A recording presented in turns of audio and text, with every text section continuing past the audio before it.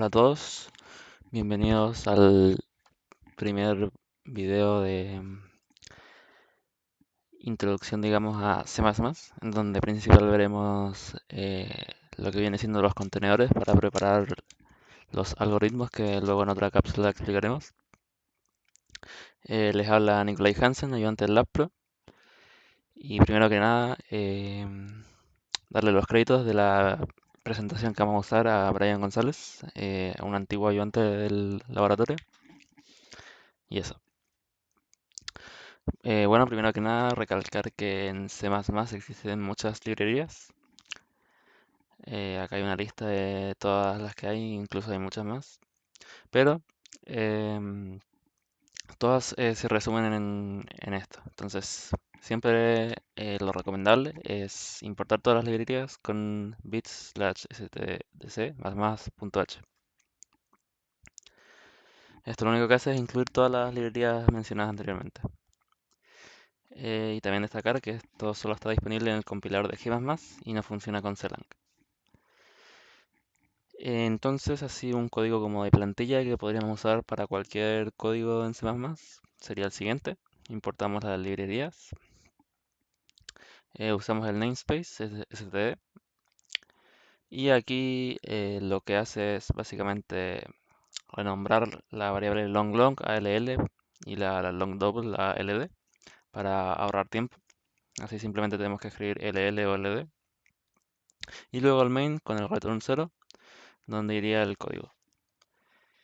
Ya entrando de lleno a los contenedores, el primero que vamos a ver es el vector, que es, en mi opinión, el más importante.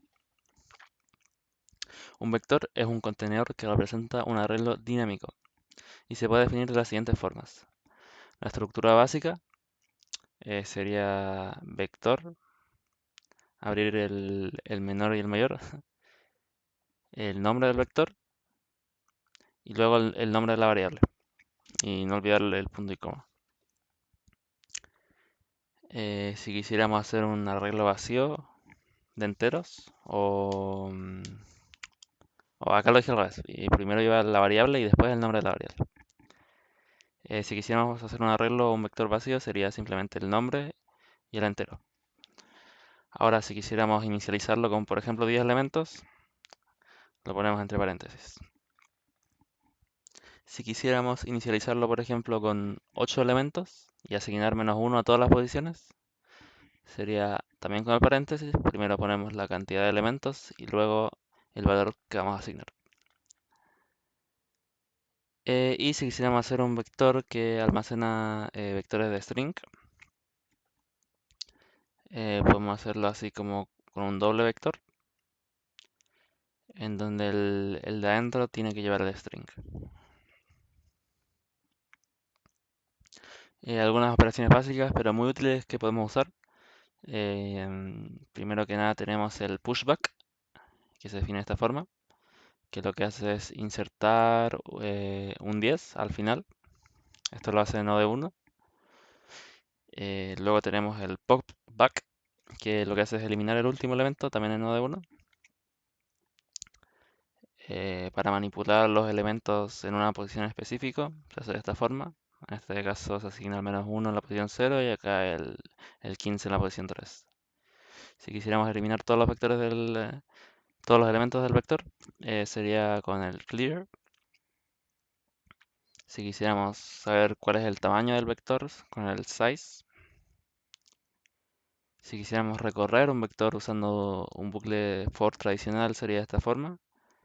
Y si queremos recorrerlo, también lo podemos hacer con un for each, de esta forma de acá. El siguiente contenedor que vamos a ver es el de cola, que es básicamente un contenedor que sigue el principio de FIFO, first in, first out, y se define de la siguiente manera. Igual que el vector, pero en este caso con la cola. El tipo de dato y luego el nombre de la variable. Por ejemplo, este de acá. Algunas operaciones básicas que vamos a usar para la cola sería, primero que nada, el push. En este caso, el byte lo insertaría al final de la cola. Si quisiéramos imprimir un valor al frente de la cola, sería con el comando front, de esta forma. Si quisiéramos eliminar el elemento que está al frente de la cola, sería simplemente con el pop. Si quisiéramos devolver la cantidad de elementos en la cola, igual que en el vector, sería con el size.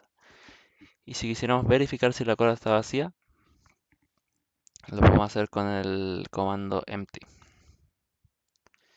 El siguiente contenedor que vamos a ver es el stack o pila, que en este caso este contenedor seguiría el principio del LIFO, last int, first out. Se define de igual forma que como vimos antes, pero con stack en este caso. Algunas operaciones tenemos también el push, al igual que em, que en la fila, o sea, en la cola. Em, Luego, si quisiéramos imprimir el valor en este caso en el tope de la fila, sería con el top. Para eliminar, igual que antes con el pop, el size y el empty. Esto es lo mismo que antes. Lo único diferente sería el top, que antes era front. Luego seguimos con el set, que es un contenedor que almacena elementos únicos en orden específico. Se define de la misma forma, pero con set. Algunas operaciones básicas que podremos realizar. En este caso tenemos el insert, que lo que haría sería insertar el valor 15 en el set. El size para devolver la cantidad de elementos. El empty para verificar si está vacío. Y si quisiéramos imprimir todos los elementos del set, sería con un simple for definido de esta forma, donde se estaría imprimiendo cada elemento. Otras operaciones básicas que podemos realizar, podemos eliminar un elemento, en este caso estaríamos eliminando el elemento número 20 del set con erase. Luego podemos hacer el uso de lower bound, que lo que hace es encontrar el primer elemento no menor que el número que indiquemos, en este caso 12. Se define de esta forma. Y aquí podemos hacer un pequeño algoritmo que define si el elemento es o no menor que 12. También, si quisiéramos ver un elemento que sea mayor que 12, también se puede hacer en el set. En este caso se hace con el upper bound, que es básicamente lo mismo, pero lo que hace es verificar si el elemento es mayor que 12. Y creo que este sería el último que vamos a ver, que es el map, que lo que hace es almacenar pares clave vector ordenados por las claves. Se define de esta misma manera, en este caso sí cambia, pues tenemos primero la clave y luego el tipo de valor. En este caso habría que definir dos tipos de variables. Em, Algunas operaciones básicas que podemos usar sería el empty para verificar que si está vacío, al igual que los anteriores. Y si quisiéramos hacer una iteración sobre el map, sería con este for. Primero lo definimos acá, autopar mapa. Vemos la clave, compare first, y el valor compare second. Imprimiría cada clave con su valor asociado.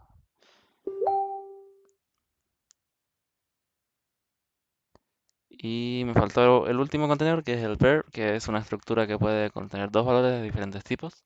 Se usa comúnmente para almacenar para almacenar pares de datos relacionados como coordenadas o claves y valores. En este caso también lo definimos con dos tipos de datos, int string por ejemplo, inicializando el par, eh, con makePair 1, 1. Y para acceder a los elementos, simplemente lo hacemos con el nombre del par. Para acceder al primer elemento sería first y para el segundo second. Así, en este caso, en el primer caso estaríamos accediendo al 1 y en el segundo al 1 pero escrito como un string.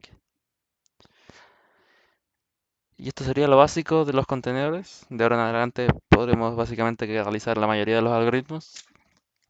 Y eso es lo que vamos a ver en la siguiente cápsula. El ayudante Oscar Ruiz les va a explicar diferentes tipos de algoritmos que van a estar centrados en el ramo de algoritmos de complejidad, en donde vamos a ver sort, reverse, lower bound, upper bound, next permutation. y lo vamos a explicar en forma más detallada, de forma más práctica que en este caso, que la primera cápsula que hicimos era más teórica para que podamos introducir los contenedores y la materia básica, digamos, de C++ para la realización de estos algoritmos. Gracias por ver.